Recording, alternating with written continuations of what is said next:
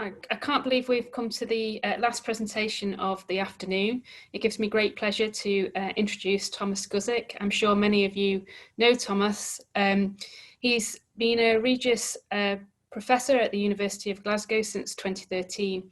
I'm particularly interested in Tomasz's talk because I have a great interest in the vasculature and immune responses, and I think this is a really great opportunity to bring the vasculature to COVID-19. So Tomasz, I'll hand over to you. Thank you very much. Thank you very much. Thank you for this invitation and for congratulations on such an interesting symposium. I have already learned a lot here, so thank you to all the speakers. So I was asked to talk about the relationships or links between immunopathology of cardiovascular disease and immunopathology of COVID as a sort of immune-mediated disease as it is. And it is a difficult task because the amount of data that we have of various quality is enormous. We organized a symposium during the recent ESC Congress at which Eric Rubin from New England Journal talked about the number of submissions that New England Journal receives, and you can appreciate that through the first half of the year they received nearly 14,000 papers submitted to New England Journal on different topics related to COVID-19. Therefore, it is actually quite difficult to synthesize very briefly all the knowledge that's available, and I will focus on comparisons between certain aspects of immunopathology of COVID-19 that we have learned over the last few months and immunopathology of cardiovascular disease, with particular focus on hypertension, which is my personal interest of my lab. COVID-19, the virus is the SARS-CoV is shown here, and we have heard quite a lot from a previous speaker, very, very detailed mechanisms of viral entry into various cells. Various cell types express ACE2, as we have heard, and lead to clinical manifestations. But we must not forget that the main clinical manifestation, while we are all interested in cardiovascular system, is actually pulmonary, and people die mainly because of ARDS.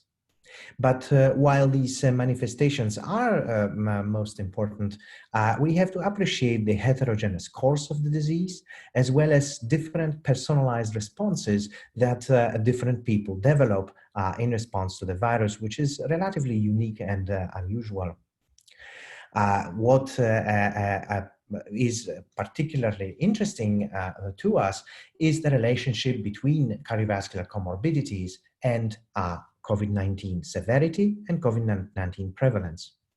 Already through very early studies, we could learn that cardiovascular disease, and in particular certain cardiovascular risk factors, can be associated with increased risk of COVID-19 and increased risk of severity, even to the greater extent, interestingly, than presence of COPD or other lung diseases. Of course, many of these studies were criticized because of their observational, retrospective nature, because of the fact that, in fact, as we heard already, aging is a common characteristic to all of these comorbidities, and it is one of the strongest predictors of severe course of many viral diseases, not only of COVID-19.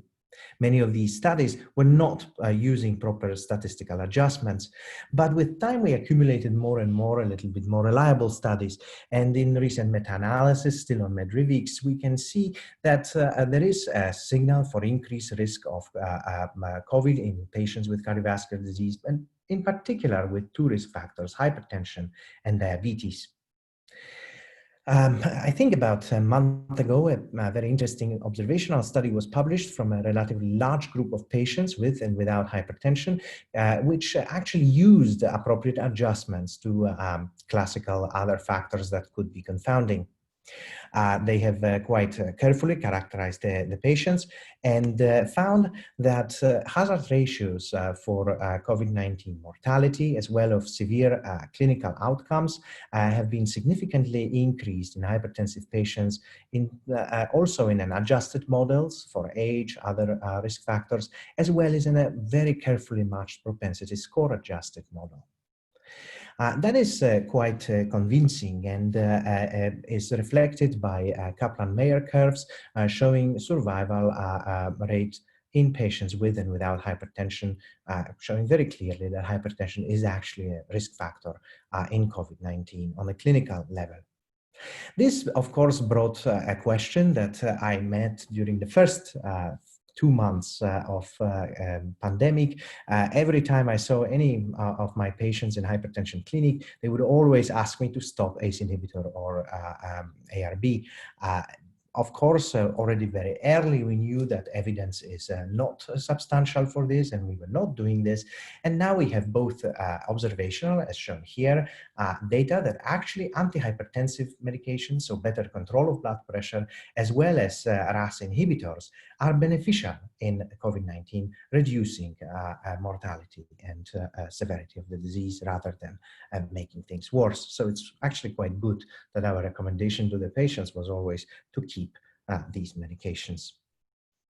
But when we think what could be the mechanisms evoking changes in the cardiovascular system, both on the level of myocardium as well as blood vessels in relation to increased risk of acute coronary syndromes in patients with COVID-19, we cannot ignore immune system and inflammation.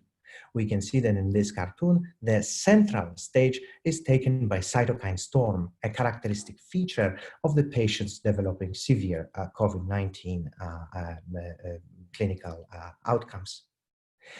Therefore, a number of studies have tried to characterize immune phenotypes of patients with COVID-19, and I will show you only two selected ones that were published in the last 2 months.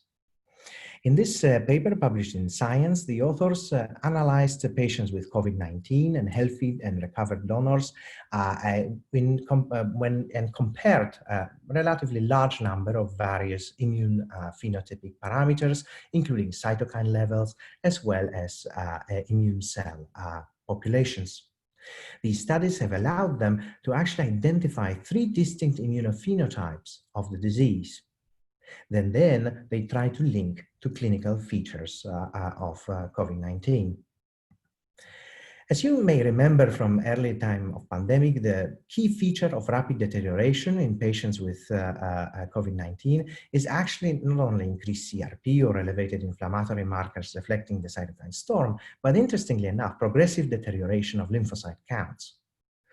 If you think about this, then we should think, well, in cardiovascular disease, we actually see increased activation and presence of leukocytes, and high blood cell counts are actually increasing the risk of cardiovascular disease, or a biomarker of that.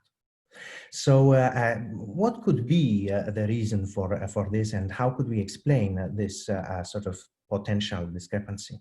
Firstly, in the Science paper, they confirmed that majority of lymphocytes, T cells, B cells, as well as specific CD4 and CD8 cells overall in the whole population are decreased. But when they looked at the immunophenotypes, only immunophenotype 3 was actually particularly associated with decreased T cells and B cells, while immunophenotype 1 was characterized by the presence of highly activated CD4 and CD8 cells. So even if we have reduced numbers of cells in peripheral blood, that may be the case because of chemotactic recruitment of cells into the inflamed organs, or due to other sort of immune-related events. But still, we can see that a large proportion of these cells, much larger proportion in patients with COVID-19 presenting clinically, is actually activated or showing a phenotype of effector memory cells or terminally differentiated effector memory cells, as shown here. Moreover, many of these cells, and this is shown particularly strongly within the CD8 population, so cytotoxic T cells, that may not be surprising because these cells are very strongly involved in antiviral responses, were actually proliferating and showing features of activation, such as expression of surface markers such as CD38. So we can see that maybe total T cells may be decreased in the general population of COVID patients, but there are immunophenotypes associated with increased activation of CD8 cells in particular. Moreover, these authors have looked at severity of COVID-19 and prevalence of these activated cells, and have shown a positive relationship between these two parameters. The second study looked at more carefully at different stages of COVID-19 or different presentations of COVID-19 in relation to various immune signature aspects. You can see that when they compared control to COVID-19 patients, they could see classical sort of immunoglobulin responses to the virus, but also cytokine storm parameters such as IL-6, interleukin-8, but also, interestingly, the same kind of population of cells that was identified in the Science paper, which are activated CD8 cells, as well as actively dividing CD4 and CD8 cells of the characteristic of effector memory cells. Moreover, they identified a very strong presence of a chemokine called IP10. And this is interesting because IP10 has been shown to be increased in number of cardiovascular diseases. As you see, these were only some of the changes, and both of these papers are very large and show different subpopulations of white blood cells being altered in COVID-19. But if we want to focus on lymphocytes and CD8 cells in particular, they have confirmed again that even in the most severe patients of COVID-19, there is actually decrease in total CD8 cells and total lymphocytes in general, in the general population. But similarly to the other authors, they found that activated proliferating cells are more prevalent in patients with severe COVID-19, which is kind of a common feature of this. As I pointed out your attention to IP10, the CXCL10, which is interferon gamma inducible chemotactic protein that chemotactically attracts to sites of inflammation, also to blood vessels, monocytes, macrophages, as well as T cells, we can see that it is very strongly increased in patients with COVID-19, and it has a much stronger relationship to clinical severity, for example, expressed as hospital stay.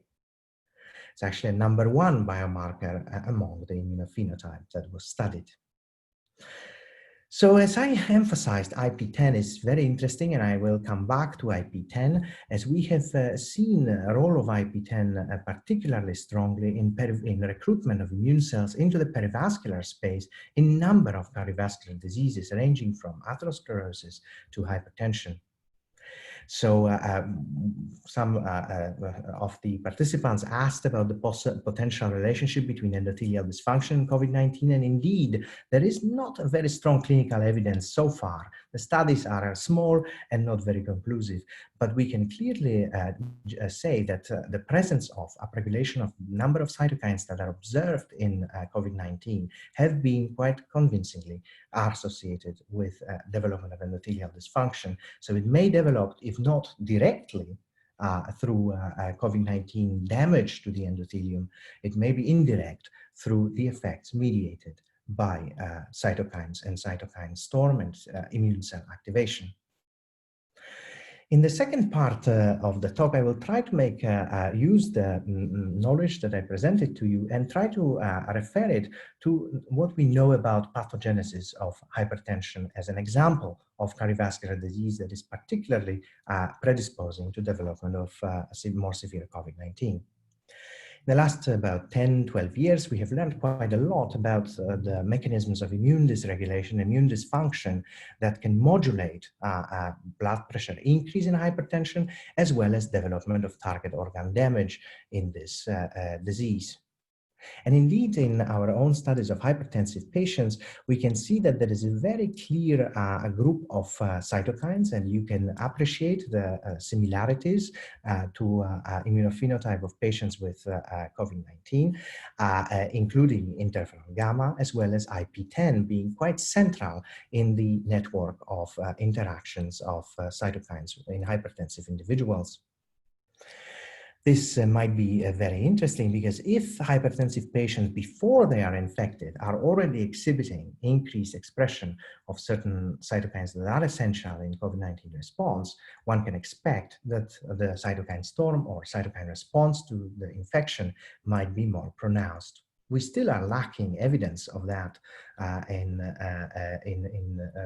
direct experiments, but studies are ongoing in that direction. Moreover, our characterization found that similarly to many immune-related diseases, we can see clear immunophenotypes related to various cytokine levels. We can see about 30% of patients showing an overall activation of cytokine-related immune responses, while in about 25–30%, there is practically almost no response related to immune activation. So hypertension will also be heterogeneous if analyzed from the point of view of immunopathogenesis. In order to try to understand a little bit closer the role of immune system in hypertension and compare similarities to our differences to what we observe in immunopathogenesis of COVID-19, we can appreciate that, in fact, hypertension is associated with very strong changes of expression of immune-associated genes in blood vessels themselves. We can see that in this gene array, a number of years ago, we observed that the immune system and immune regulation was one of the top pathways affected by infusion of angiotensin II. There was no other immune-related or inflammatory stimulus that we would expose these animals to. Moreover, when we took classical immune organs or classical organs involved in hypertension, we can appreciate the number of inflammatory molecules were changed, increased or decreased in these organs, for example, in lymph nodes. These changes are to some level corresponding to what we would see in autoimmune disease. And in this case, as I emphasize, we kind of just infused angiotensin II and caused a hypertensive challenge to these animals. But immune responses, as you have learned from single cell studies that I showed you, and phenotyping are not only about cytokines, are about cells. And we can appreciate that cells indeed infiltrate vasculature of hypertensive animals. We can see that T cells, B cells, macrophages, and dendritic cells are all present abundantly in aortas, mesenteric vessels, and other vessels, especially in perivascular space of the vasculature. We can also see this with two-photon microscopy, where we can appreciate they are not only sitting there, but they are actually quite activated and quite active because they move about quite significantly. So we asked a question, a small sub-project that we did after COVID-19 broke out, and we decided to use the data that we have in single-cell RNA-seq, looking at various potential receptor expression in immune cells in a mouse model. It's of course suboptimal, but it's quite interesting because we found that there was completely no ACE2 or TMPRSS in any of the immune cells in the blood vessel wall, which would indicate that if there are any effects of COVID, if there were any effects of COVID-19, they would have to be probably indirect or mediated by potentially other receptors that are expressed on, particularly on macrophages within the vessel wall cells. This also corresponds to a human study that we published in Cardiovascular Research in March, almost at the initiation of the pandemic, which showed that in the human heart, ACE2 is primarily expressed in pericytes as well as to some extent in some cardiac myocytes, but is not really present in T cells or macrophages or other immune cells infiltrating human heart. So we can appreciate that the immune pathogenesis is central for potential link between hypertension. So pre-activated cells would be potentially more prone to develop stronger and more pronounced responses. This could lead to also exacerbation of hypertension, and there are projects ongoing to find out whether hypertension is actually exacerbated in patients who survived COVID-19. The answer is still unknown. But in mice, we can see that T and B lymphocytes do play an important role in regulation of severe hypertension. Mice lacking T and B cells are protected from severe hypertension and vascular dysfunction, oxidative stress associated with it.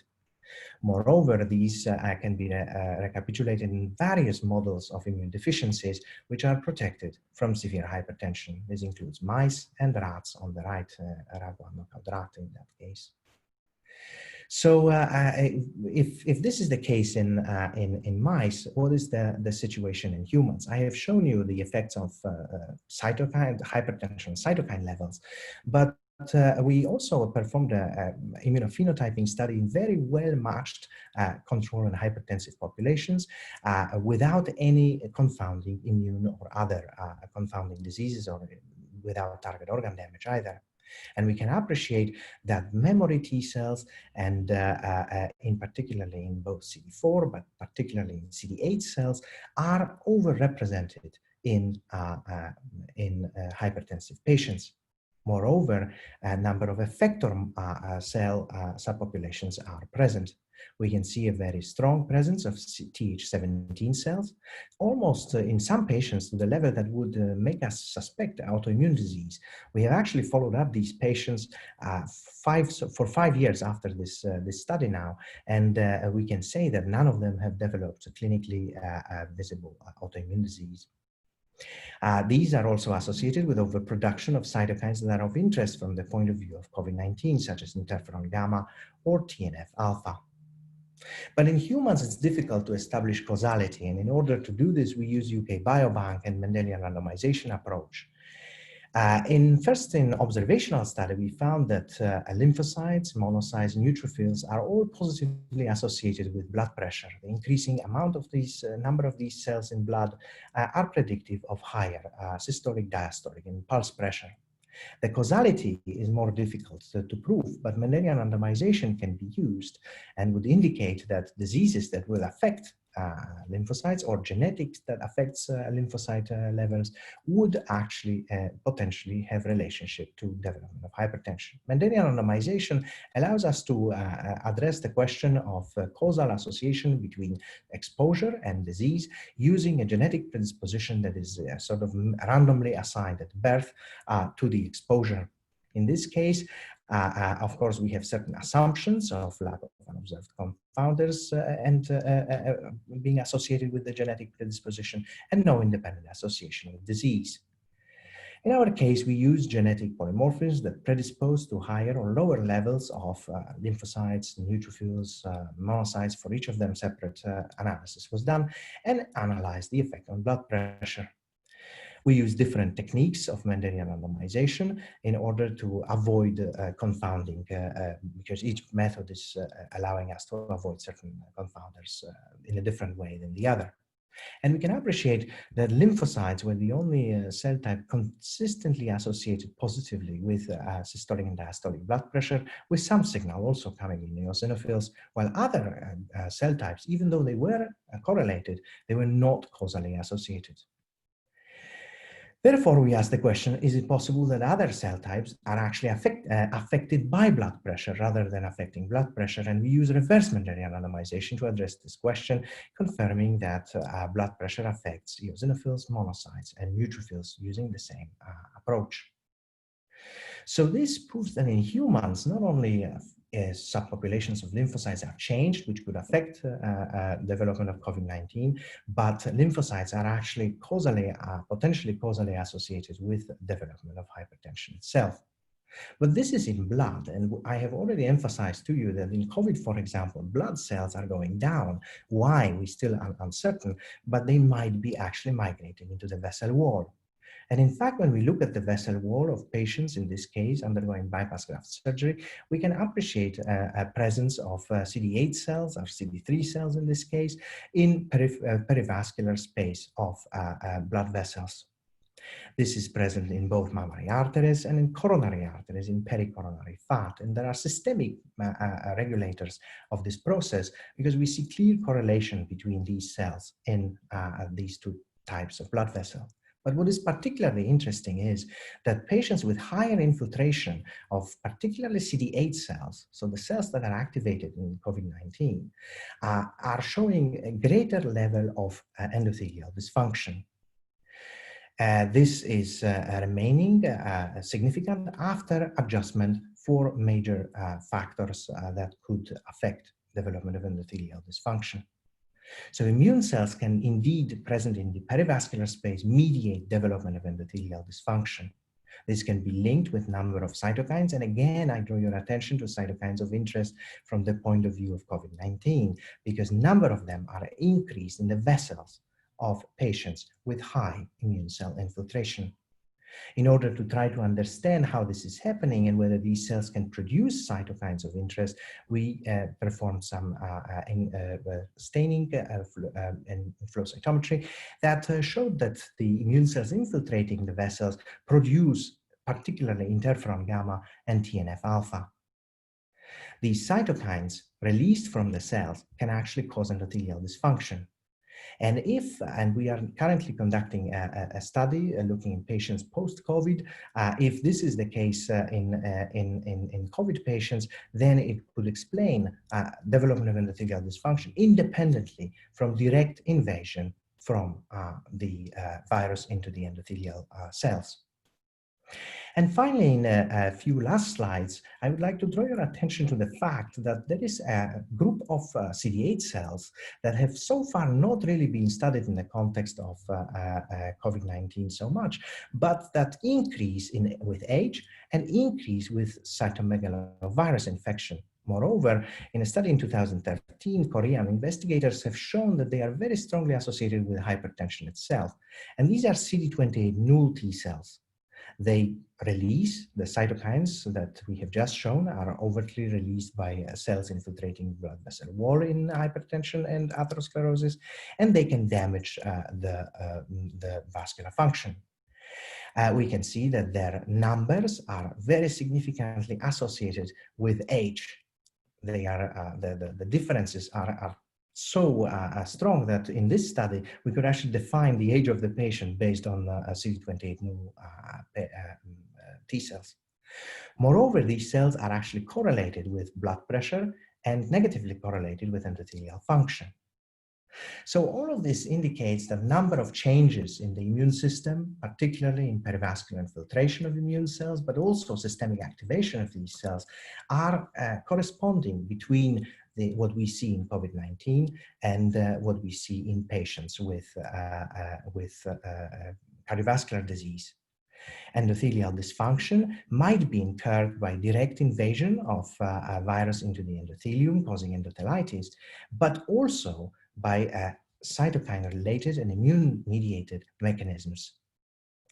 So in summary, a number of ongoing studies hopefully will help us understand the relationship of pre-activation of immune system in cardiovascular disease and its importance for development of immunophenotypes of COVID-19 and severity of the disease. And with this, I will finish. Thank you very much. And I would like to thank people who work with me and have contributed to this work, single-cell RNA-seq from Richard and Eva and other people involved. Thank you very much. Brilliant. Thank you, Tomasz. That was really, really great. We've got a couple of questions that have just come in. One from Lucy Smith from Salford University. She says that there's a very interesting profile of cytokines, including IL-17, but was wondering, is there any data or are there any data on cytokine receptor expression? So far in the immunophenotyping, there are not very clear data on cytokine receptor expression in the immune cells. However, it is important to point out that many of these cytokines have receptors also on vascular cells, on endothelial cells, and so on.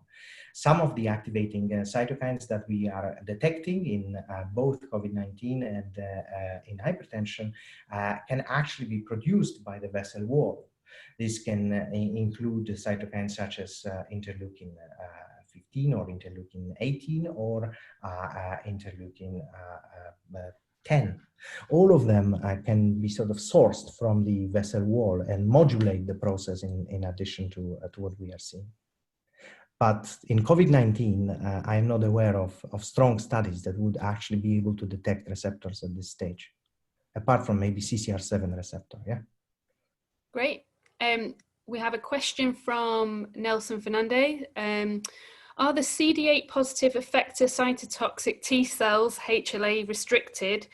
And are there some HLA phenotypes more susceptible to COVID infection? So I think this has not been very clearly determined, and in fact, the relationship to HLA phenotypes, although genetic studies are quite difficult in this respect, because HLA cluster is difficult to analyze in GWAS studies. But the signal so far, the strongest GWAS study showing predisposition to severe COVID phenotype, are actually associated with one of the accessory proteins to ACE2. So I would put more bet on this. What was the second aspect? Oh, hang on a sec. It's been dismissed. Just give me 2 seconds and I'll just drag it back up again. Don't worry, don't worry, don't worry.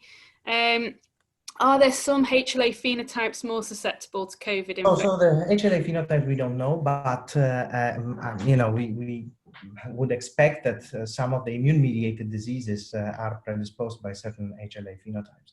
In relation to CD8 cells restriction in HLA restricted in hypertension or cardiovascular disease, actually this is still not completely answered. And there are papers that are showing oligoclonal expansion of CD8 cells in the vasculature and the kidneys of hypertensive, for example, animals. But at the same time, the actual mechanisms of activation remain unclear. We have evidence that, for example, blockade of MHC-mediated T-cell activation is decreasing activation of CD8 and CD4 cells in hypertension, but at the same time, we see that sort of bystander mechanisms might be important that are more related to cytokine-related activation, such as mentioned IL-18. Great. Okay, so this is a long one, so please just bear with me. So one of the attendees today is asking, could the number of lymphocytes observed in the patients with low lymphocyte counts be affected, for example, by dysfunctional endothelial cells recruiting the lymphocytes into tissues? If so, do you think this alone could explain the cause of the low lymphocyte count seen in coronavirus patients? Or do you think that there needs to be another reason to explain the results seen? I think it's an unanswered problem. I think such a huge extravasation of lymphocytes would be probably, in my opinion, would probably cause much more, because it's observed sometimes in patients with mild disease as well. Yeah. So, of course, the rapid deterioration is a symptom of cytokine storm. I would expect that to some extent it will be the effect of on apoptosis and other forms of death of these cells. This was one of the reasons we were searching for entry receptors on lymphocytes, because it would be very interesting if the COVID-19 is actually infecting lymphocytes. But so far, I don't know data that would support this. And as you've seen, we have not really found any of the known receptors being picked up in sufficient levels. So I think that, this is the only thing I can say. So I've got a couple of questions that I was frantically Googling during your presentation around the link with IP10 and vitamin D. I've seen some historical publications that have looked at how correcting vitamin D levels has an impact on IP10. And do you think that has potential impacts in terms of the recent studies that have identified vitamin D as being potentially useful in COVID? So as with always with the vitamins and modification of various immune responses using microelements such as zinc, I think there is unquestionably an interaction. But whether we can unequivocally state that this would explain or support the idea that, for example, vitamin D would be protective in a clinical setting, I think it would be an overstatement. We would really need much stronger data that's available now to make such conclusion. But there are some studies showing that that vitamin D could be affecting a number of cytokines and chemokines, not only IP10. But again, I don't think they were really randomized. I don't think that they are designed in order to answer such question. And again, a question from my sort of adipose tissue background. I know that you've mentioned the immune cell contribution from the perivascular space. And I may have missed it. would you suggest that those who are obese or morbidly obese, that sort of cytokine storm that we see is being sort of propagated by the sort of perivascular adipose tissue in obesity? So I think you are absolutely correct. The situation with hypertension and obesity is very similar and in a way parallel. For example, we have analyzed and looked at obese adipose tissue and adipose tissue in hypertension. And in both cases, we have a huge activation of, to some extent similar, to some extent different cell types and pathways. So I think that hypertension, obesity, and maybe diabetes as well could constitute this sort of pre-activation status of immune cells, of adaptive and innate immunity, of NK cells as well, that were connected to COVID-19 severity. And therefore, that could explain the relationship that is clinically reported. However, again, this is a speculation, and I don't think we have so far sufficient proof to say that it's a fact. Great. And I've just noticed that there was a follow-up from Lucy earlier asking that whether there are any data on T regulatory cells in COVID patients. So in the immunophenotyping studies, IL-10 has been one of the very strong markers that is showing up in the context of COVID-19. The studies have not, at least the larger studies, have not really characterized the Treg levels sufficiently.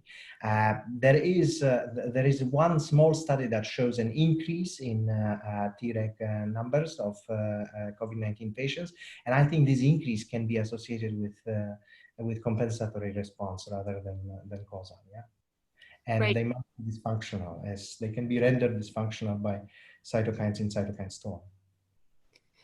And I think probably our last question is from Sanjay, which might be the question we're all waiting to hear answered, is based on the immunophenotyping data in severely affected patients, what are the implications for therapeutics? What should we be targeting?